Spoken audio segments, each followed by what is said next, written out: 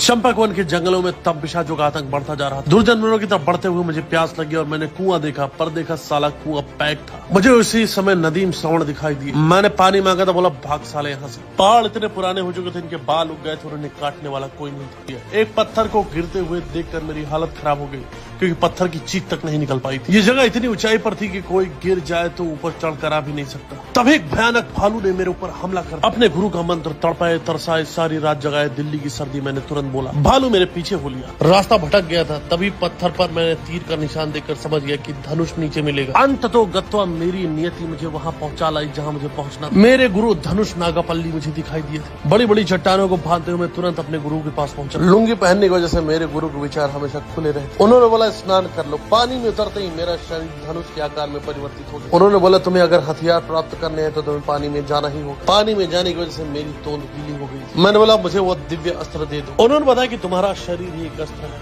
ध्यान देखो तो ये शरीर है तुम्हारा एक गदा रूपी शरीर है। मैं समझ गया कि गुरु एक नंबर का घंटाल है। एक दैत्य वहीं पर धरती को दबाकर पिचकाने की कोशिश कर रहा था। जैसे जैसे सूरज ढलता जाता है और अंधेरा होता है, मेरी बहादुरी धीरे धीरे कम होती जाती है और मैं वापस घर की तरफ निकल पड़ा। फोन करके घर पे बता दिया कि खिचड़ी बनवा दो, जिंदा रहे कल फिर लड़ने जाए।